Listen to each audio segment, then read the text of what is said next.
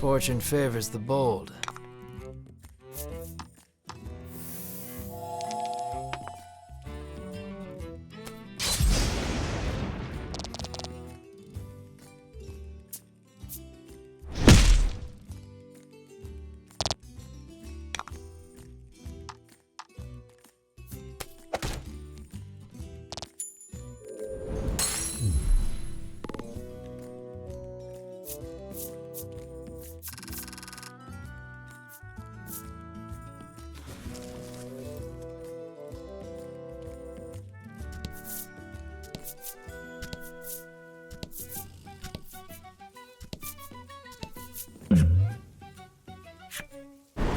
The wind picks up speed. A tornado is forming.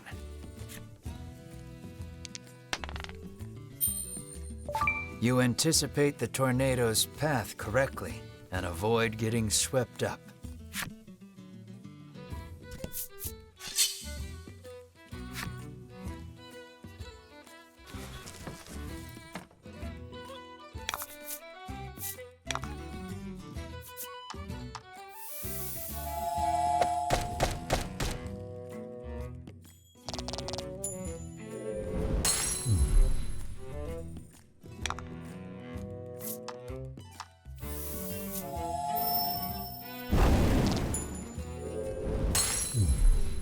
Congrats.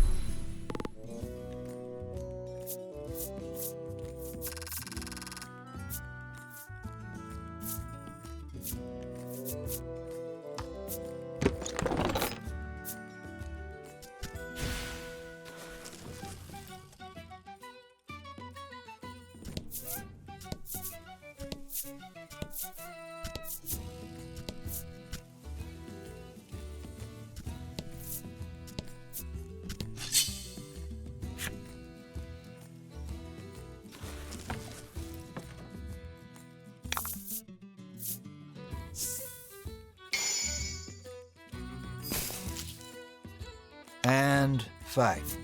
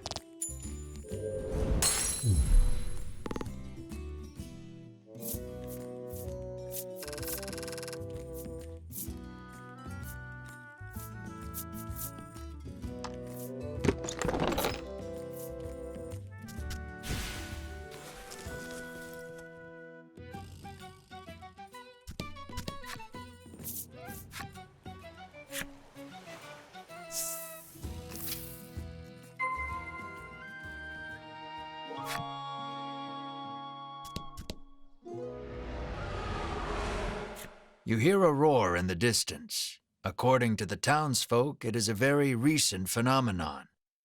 Rumor in the village has it that it might be the dragon.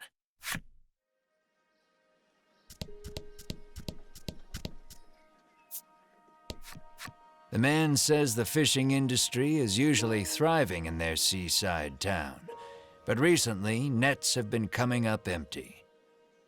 He mentions that even the fishing harbor to the northwest has been suffering from poor hauls of late.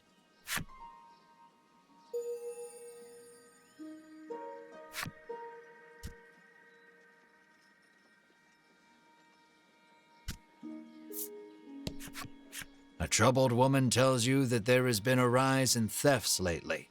She speculates the recession to be the cause. She claims that even the cold medicine she always has on hand has disappeared.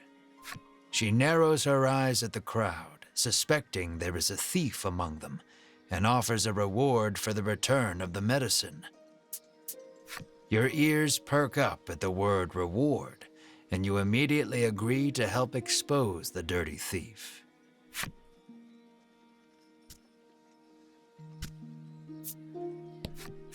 I can feel the dragon's presence. I must inform Lady Winifred, the knight mutters. You feel impatient, determined not to let the order beat you to it.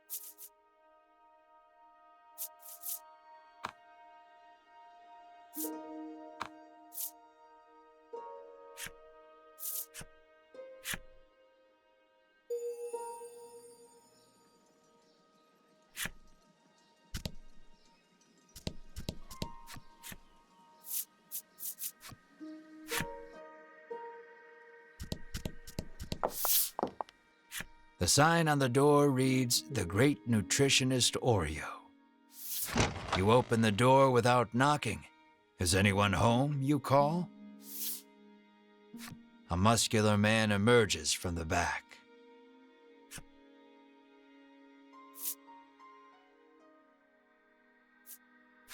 You politely ask if he is the nutritionist.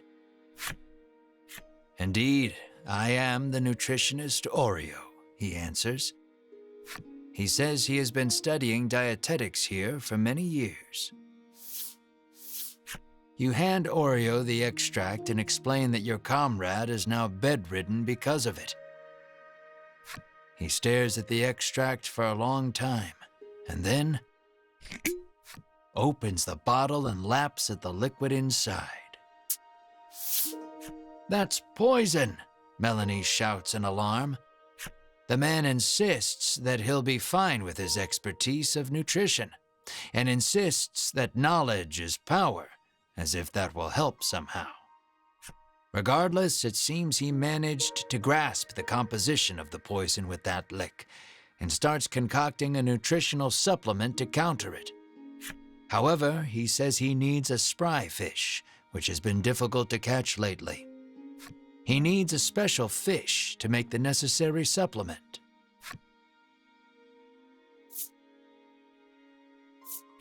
When he explains that you can catch one in the surrounding sea, Ridis confidently interjects. She shows you a page from her ancient tome, which explains the ecology of the fish in detail.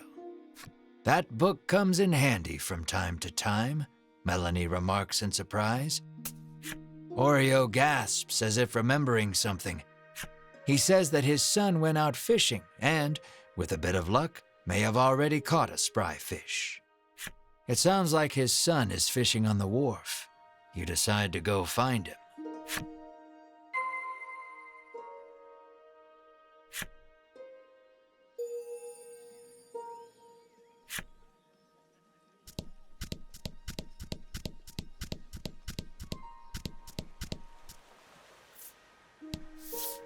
You approach a woman sneaking around in a corner of town. Hearing your voice, she turns in surprise. You see a vial of cold medicine clutched in her hands. You explain that the person she stole it from needs it back. The woman begins to explain her own situation with downcast eyes. My poor little boy is bedridden, she says tearfully. He needs medicine, but I don't have any money, so I took it.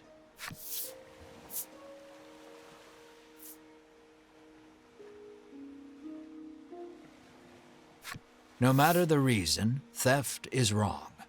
You ignore her excuses and take the medicine from her. I'm sorry.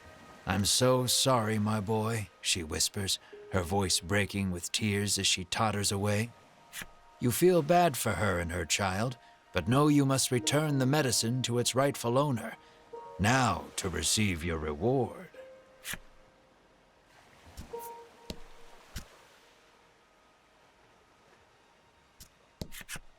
The woman thanks you for returning the medicine and bestows you with a reward.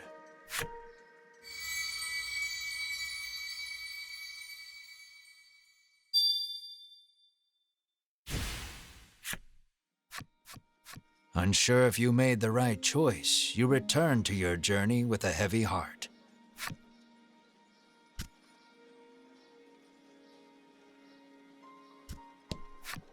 You set foot inside the inn only to be greeted with the great clanging of a bell. Congratulations, the innkeeper shouts above the joyous din. It would appear you and your companions are this inn's 10,000th customers.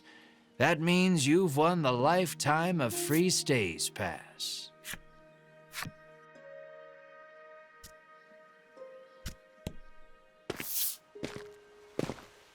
You see a young man with his line in the water and call out to him.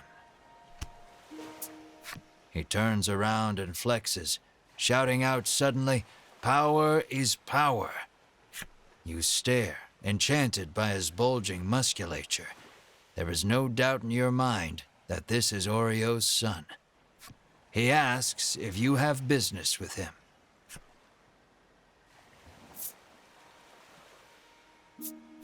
Though you are pretty sure of the answer, you ask the young man if he is the nutritionist's son. "That I am," he answers. He introduces himself as Bruno and says he is learning to be a nutritionist like his father. You introduce yourself, expressing to him that you are a hero on a journey and require a spry fish to save your ill comrade. His eyes begin to sparkle the moment you utter the word hero, and he becomes engrossed in your tale. More or less grasping the situation, he regrets to inform you that he has not caught any spry fish yet. He says that a monster has settled near their town, and its thundering roars have scared most of the fish away. You know Oreo needs a spry fish to make that supplement. Hearing the despair in your voice, Bruno speaks, his words like an ember in the dark. He tells you that there is a harbor near town where fishermen gather. Perhaps you can find the fish you seek there. You thank him for the information, then head to the harbor with your comrades.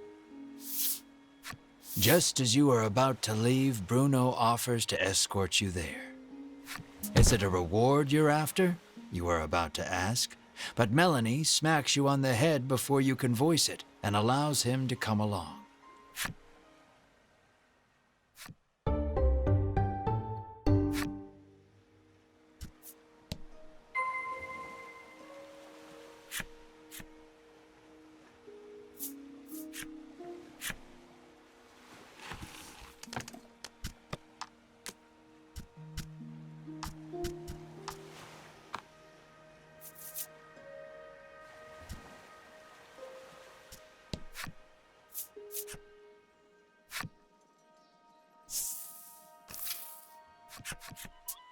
Bruno looks ecstatic that he was allowed to join your party. When you ask him why, he tells you that his dream is to be an adventurer and has thus been training every day.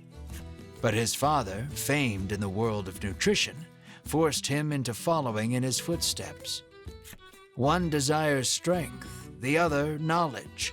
Unable to see eye to eye, the two fight nearly every day. What will you ask Bruno?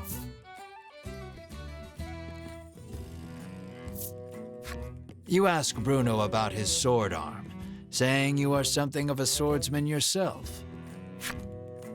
Bruno replies that he specializes in hand-to-hand combat, then flexes his bulging biceps as proof. Apparently, he only carries around a sword to look like an adventurer.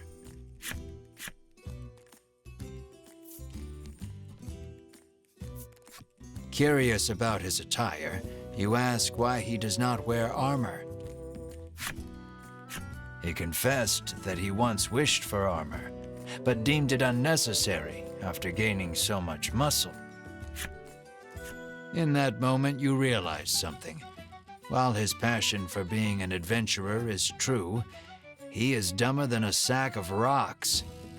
The words "birds of a feather flock together" run through your mind, but you quickly chase them away, afraid of what that means for you.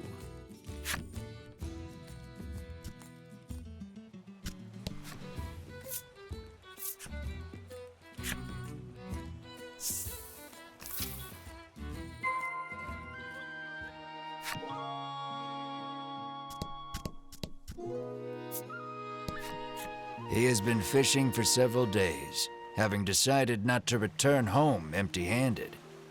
He hopes his wife and child back in Shoreland are well.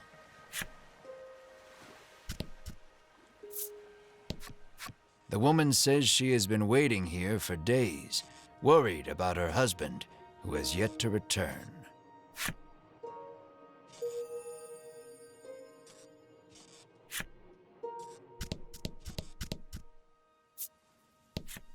Lately, a monstrous roar has been disturbing the seas and scaring away all the fish. He sighs, lamenting that his catches have been poor as a result.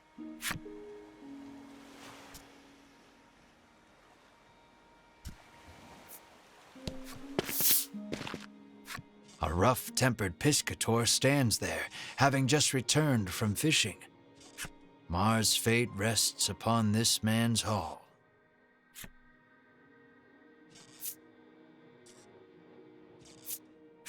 Terrible, he says, showing you the few fish he's caught. Inside, you see a spry fish, Bruno shouts. You ask him if you can have the spry fish, but he says he won't give it up for free.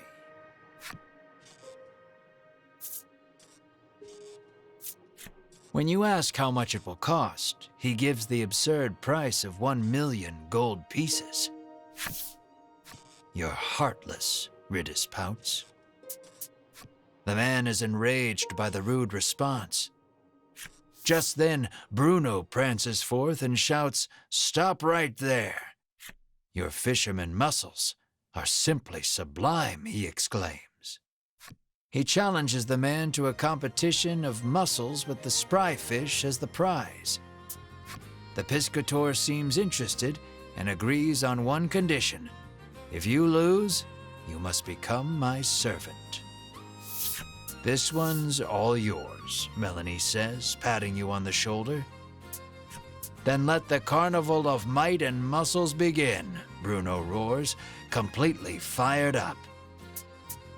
"Your puny body is no match for mine," the piscator shouts back, throwing a punch.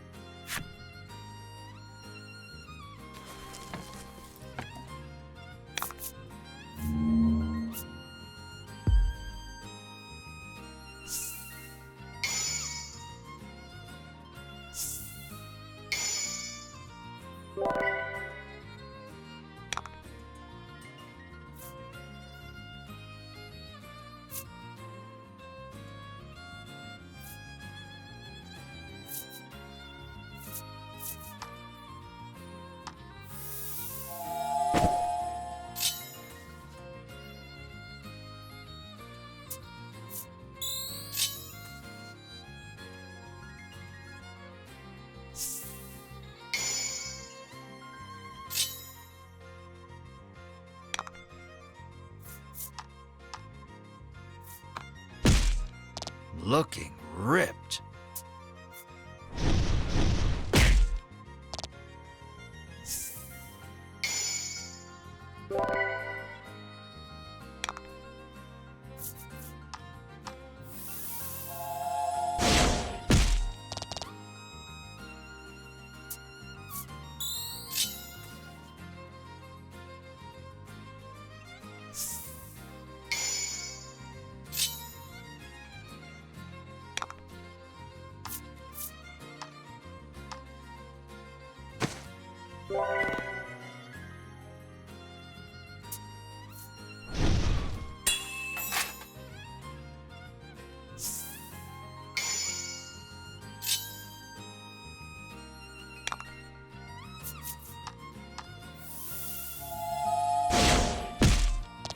A battle of beefiness.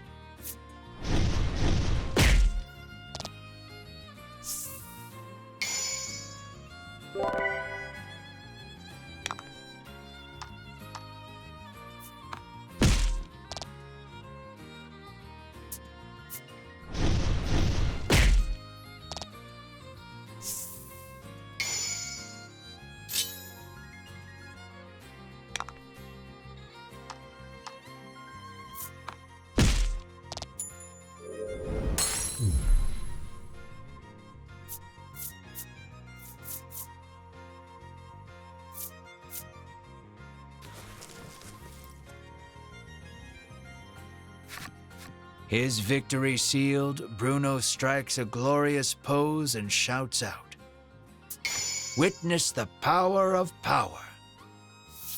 Defeated, the piscator hands over the spry fish to Bruno. Bruno extends a hand to the piscator, who has fallen to his knees. With a serene smile, he takes the offered hand. An unspoken friendship begins to form between the two. Or at least, you hope that's what the prolonged silence between them means.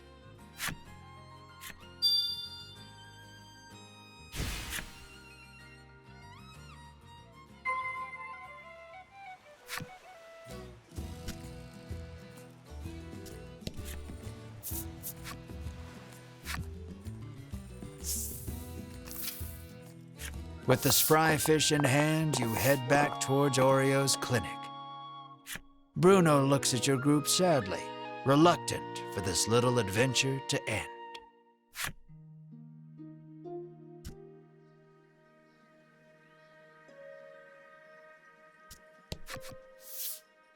You hand the fish to Oreo and ask him to make you the supplement. "Give me a moment," he says, then takes the fish and heads into the back.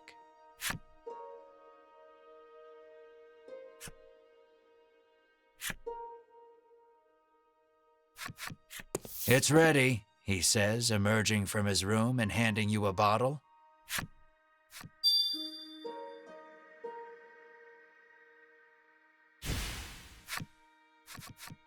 You hope this will get Mar back on his feet. You need to get back to Unionville on the double. But before that...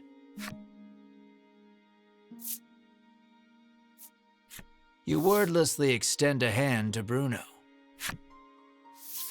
Bruno takes your hand and gives it a firm shake. You can feel the bones in your hands splintering. You just hope Bruno has enough self-restraint not to shatter them completely. You make a mental note never to shake hands with him again, then turn to leave. But Bruno stops you and says he wants to journey with you just a little longer. But Oreo is quick to douse the flames of his desire. You will stay here and study, he commands. Then you leave me no choice, Bruno's expression reads as he raises both hands behind his head and squats at hyperspeed. I want to show this power to the world, Bruno proclaims to his father.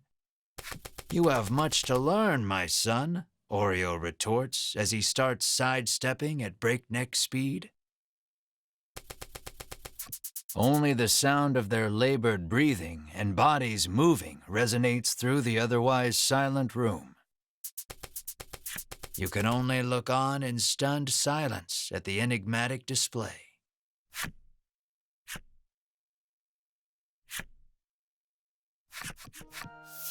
Bruno falls to his knees, panting. This is my limit. You have grown, my son, Oreo says, looking no worse for wear. So are you coming with us or not? Melanie interjects, ever the blunt one. Only our muscles know the answer, comes Bruno's cryptic reply. I don't get it, Ridis remarks frankly.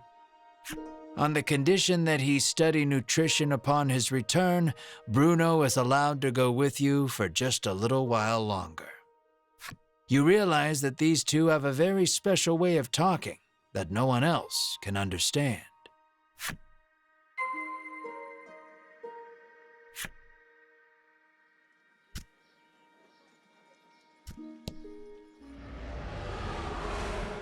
Hearing yet another roar in the distance, you realize you need to get the supplement to Mar so you can investigate the sound together.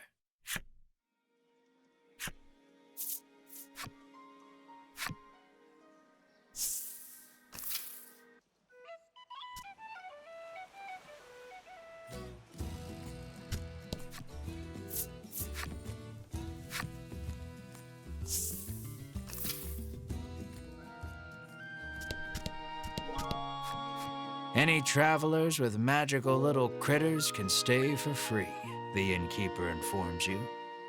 It appears the headman's long-standing pronouncement on the welcoming of all magical creatures also applies to you and your party.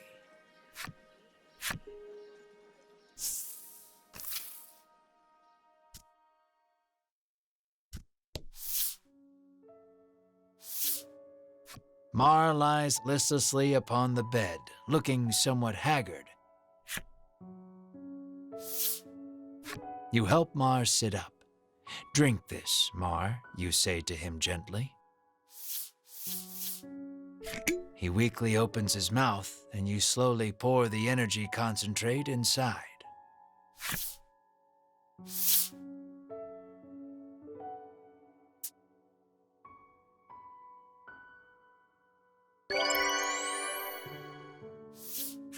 Mar abruptly bolts up and turns his head toward you with a puzzled look. It looks like Mar is all better now.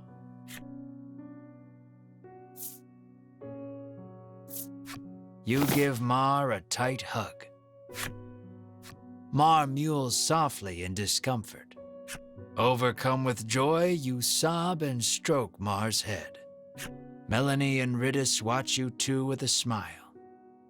Bruno is deeply moved to see nutrition bringing a smile to others.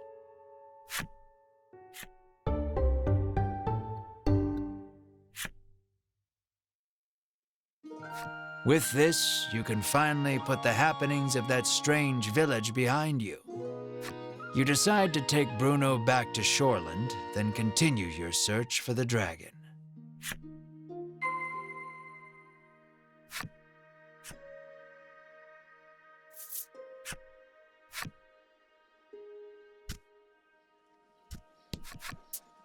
The girl sighs. "You're dirty again," she says, wiping Mr. Flobby's cousin, Mr. Globby.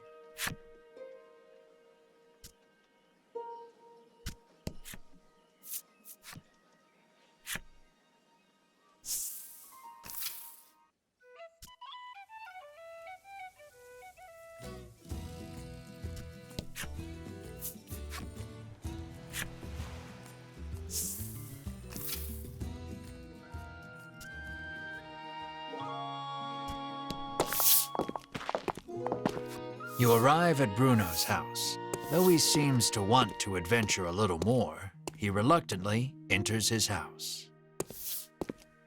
You ask Oreo if he knows anything about the monster behind that mighty roar.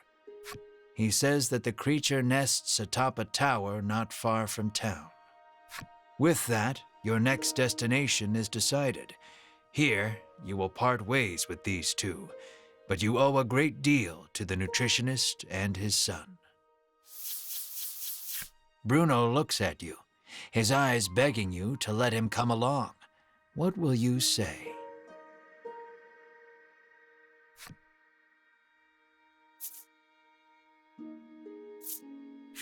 "Let us defeat the dragon together," you say to him.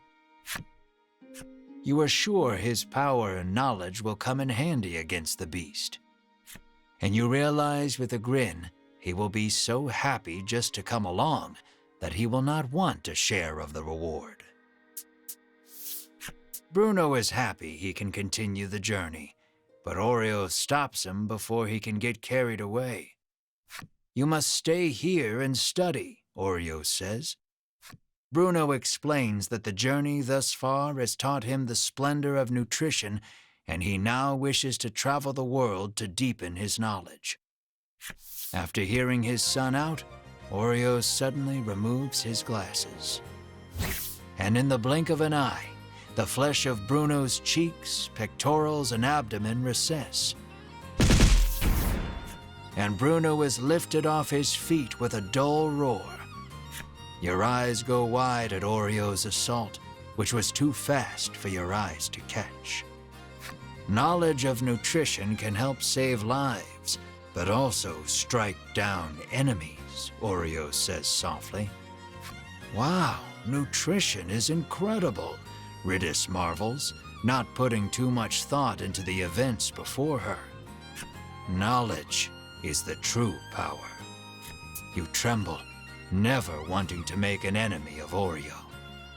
Though Oreo still deems his son's knowledge insufficient, he tells him to travel the world and surpass him someday.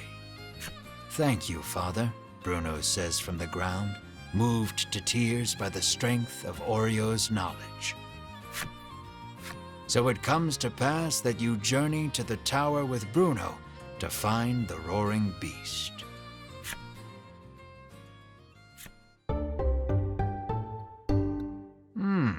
Yet another colorful character.